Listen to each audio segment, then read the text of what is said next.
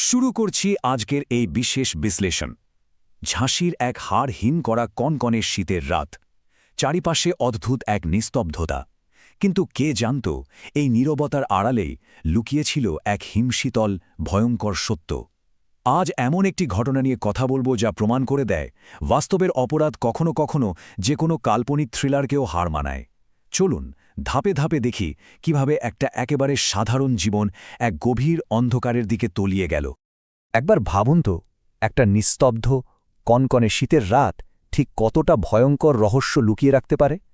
একটা সম্পর্ক যা শুরু হয়েছিল ভালোবাসার প্রতিশ্রুতি দিয়ে, তার শেষটা যে এমন রক্তক্ষয়ী হতে পারে সেটা কেউ কল্পনাও করতে পারেনি। চেনা মানুষের অচেনা রূপ কতটা নির্মম হতে পারে সেটা আক্ষরিক অর্থেই শিউরে ওঠার মতো। পর্ব ১, শীতল ঝাঁসির রাত। উত্তরপ্রদেশের ঝাঁসি শহর এমনিতে আর ৫টা সাধারণ শহরের মতোই শান্ত, কিন্তু এই আপাত শান্ত পরিবেশের আড়ালেই জাল বুনছিল এক গভীর অন্ধকার ষড়যন্ত্র। পর্ব ২, এক ভয়ঙ্কর ত্রিভুজ প্রেম। চলুন এই ঘটনার মূল চরিত্রদের সাথে পরিচিত হওয়া যাক। কিভাবে একটা ত্রিভুজ প্রেমের সম্পর্ক এত বড় একটা অপরাধের জন্ম দিল সেটা বোঝাটা কিন্তু একেবারে ক্রুশাল। ৬৪, এই সংখ্যাটা একটু মাথায় রাখবেন। রাম সিং পরিহার, একজন ৬৪ বছর বয়সী অবসরপ্রাপ্ত রেল কর্মী। অবিশ্বাস্য হলেও সত্যি, এই মানুষটা নিজের জীবনের তিল তিল করে জমানো সমস্ত সঞ্চয় স্রেফ উড়িয়ে দিয়েছিলেন তার প্রেমিকা প্রীতি রায়বারের জন্য। হ্যাঁ, ঠিকই শুনছেন, এটাই এই পুরো ঘটনার একদম বেসলাইন। রাম সিংয়ের জীবনটা ছিল যেন একটা কয়েনের দুটো দিক।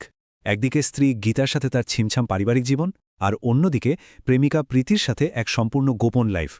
কিন্তু জানেন টার্নিং পয়েন্টটা কখন এলো? যখন রাম সিং আর পারল না। সে সোজা তার স্ত্রী গীতাকে গিয়ে স্বীকার করল যে প্রীতি তাকে টাকার জন্য ক্রমাগত ব্ল্যাকমেল করছে। ব্যাস, পুরো ইকুয়েশনটাই বদলে গেল এখান থেকে। ব্যাপারটা একটু তলিয়ে ভাবুন। একদিকে প্রীতির টাকার জন্যে বেপরোয়া চাপ, আর অন্যদিকে এই দমবন্ধ করা সম্পর্ক থেকে বেরোনোর জন্য রামসিংহের মরিয়া ছটফটানে। এই দুটো জিনিস মিলেমিশে জন্ম দিল এক ঠান্ডা মাথার নিখুঁত ষড়যন্ত্রের। একটা মানুষ মরিয়া হয়ে গেলে কতটা ভয়ঙ্কর লেভেলে যেতে পারে এটা তার একটা জ্বলন্ত প্রমাণ। পর্ব ৩, ভাড়া করা ঘর। এবার আমরা দেখব ঠিক কিভাবে এই অপরাধের স্টেজটা তৈরি করা হয়েছিল। এটা কিন্তু কোনো রাগের মাথায় হঠাৎ করে ঘটে যাওয়া ঘটনা নয়। এর পেছনে ছিল একেবারে কোল্ড ব্লাডেড লজিক আর নিখুঁত প্ল্যানিং। এই টাইমলাইনটা একটু খেয়াল করুন, তাহলে পুরো ছকটা জলের মতো পরিষ্কার হয়ে যাবে। খুনের ঠিক ২০ দিন আগে রাম সিং ব্রহ্মনগরে একটা নির্জন ঘর ভাড়া নেয়। কেন জানেন?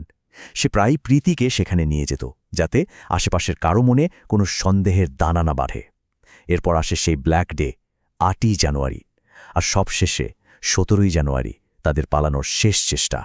৮ই জানুয়ারি সেই অভিশপ্ত রাতের কথায় আসি। মার্ডার প্ল্যানটা খুব সিম্পল কিন্তু মারাত্মক ছিল। প্রথম স্টেপে রাম সিং নিজে প্রচুর মদ খায় আর প্রীতিকেও বাধ্য করে চরম নেশা করতে। যখন দুজনেই নেশায় চুর, প্রীতির আর বাধা দেওয়ার কোনো ক্ষমতাই নেই। ঠিক সেই মোক্ষম মুহূর্তেই রাম সিং তার ফাইনাল মুভটা নেয়। অন্ধকার ঘর আর একটা কুঠারের মোক্ষম আঘাত, ব্যাস সব শেষ। ওই একটা আঘাতেই প্রীতির জীবন চিরতরে নিভে যায়। ভাবুন একবার পরিস্থিতিটা। এখানে কোনো ইমোশন ছিল না, ছিল শুধু একজন ঠান্ডা মাথার খুনির হিসেবি আর নির্মম একটা সিদ্ধান্ত। পর্ব ৪, আগুনের ৮ দিন। খুনটা করার পর রাম সিং কিন্তু পালাতে পারত, তাই না? কিন্তু না, সে পালায়নি। বরং সে এমন একটা রাস্তা বেছে নিল যা এই গোটা ঘটনাটাকে আরও কয়েকশো গুণ বেশি বীভৎস করে তুলল। লিটারালি গা শিউরে ওঠার মতো ব্যাপার।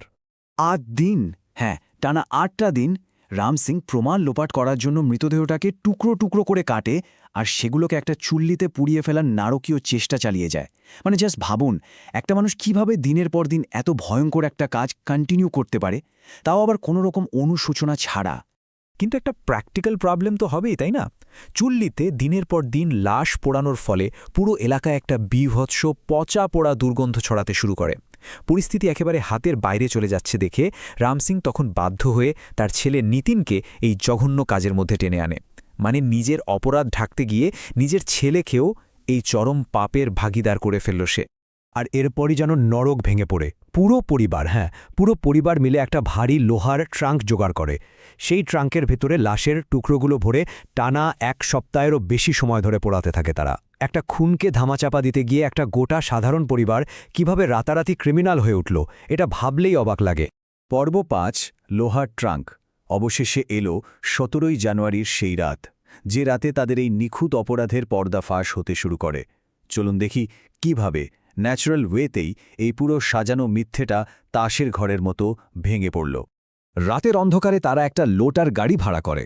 গাড়ির চালক জয় সিং পালকে খুব ক্যাজুয়ালি বলা হয় যে তারা নাকি জাস্ট বাড়ির কিছু পুরনো জিনিসপত্র শিফট করছে। কিন্তু সেই সাধারণ জিনিসপত্রের আড়ালে যে কি মারাত্মক, ভারী আর বিভৎস একটা কার্গো লুকানো ছিল, বেচারা চালক তার বিন্দুমাত্র টের পায়নি তখন। কিন্তু গাড়ি চলতে শুরু করার কিছুক্ষণ পরেই রাস্তার মাঝখানে চালকের মনে একটা অদ্ভুত খটকা লাগল। এই ভারী ট্রাঙ্কটা থেকে এরকম বিশ্রী দুর্গন্ধ বেরোচ্ছে কেন? আর ওই ট্রাঙ্ক চুঁইয়ে যে জলটা পড়ছে, ওটাই বা কিসের?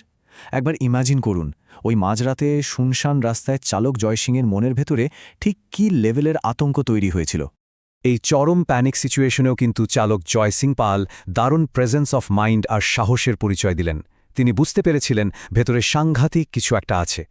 একটুও সময় নষ্ট না করে তিনি চুপি চুপি পুলিশকে ফোন করে পুরো ব্যাপারটা জানিয়ে দেন। আর বিশ্বাস করুন, তার ওই একটামাত্র ফোন কলই রাম সিংয়ের এই মাস্টার প্ল্যানের কফিনে শেষ পেরেকটা পুঁতে দিয়েছিল। পুলিশ এসে যখন ওই মরচে ধরা ট্রাঙ্কের ডালাটা খুলল, ভেতরের দৃশ্য দেখে উপস্থিত সবার রক্ত হিম হয়ে গিয়েছিল। পোড়া মাংস, হাড়ের টুকরো আর গাদা গাদা ছাই। এই ঘটনাটা আমাদের চোখে আঙুল দিয়ে দেখিয়ে দেয়, আপনি অপরাধকে যত নিখুঁতভাবেই ঢাকার চেষ্টা করুন না কেন, ফরেন্সিক আর প্রমাণের কাছে তাকে হার মানতেই হবে। No way out. পর্ব 6 অন্ধকার পরিণতি। এরপর আর কোনো সন্দেহের অবকাশই ছিল না। তদন্তের চাকা হু হু করে ঘুরতে শুরু করে, আর আইন তার নিজের গতিতেই এই নির্মম অপরাধীদের আসল চেহারাটা সবার সামনে তুলে ধরে। রেজাল্ট, একে একে গ্রেফতার হয় রাম সিং পরিহার, তার স্ত্রী গীতা এবং ছেলে নিতিন। একজন মানুষের ভুল সিদ্ধান্ত, অন্ধ মোহ আর চরম নিষ্ঠুরতা কিভাবে একটা আস্ত পরিবারকে ধ্বংসের খাদের কিনারায় ঠেলে দিল, এই গ্রেফতারি লিস্টটাই তার সবচেয়ে বড় প্রমাণ।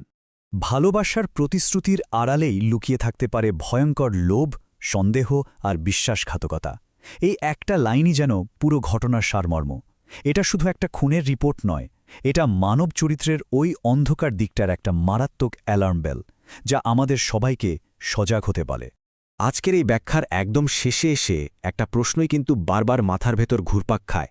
যখন ভালোবাসা, অর্থের লোভ আর অবিশ্বাস এভাবে একাকার হয়ে যায়, তখন কি সত্যি সেই অন্ধকার থেকে ফিরে আসার আর কোনো রাস্তা খোলা থাকে? বিষয়টা একটু ভেবে দেখবেন। আশা করি আজকের এই বিশ্লেষণ থেকে এই পুরো মর্মান্তিক ঘটনাটা আপনাদের কাছে জলের মতো পরিষ্কার হয়েছে। আজকের মতো এখানে শেষ করছি।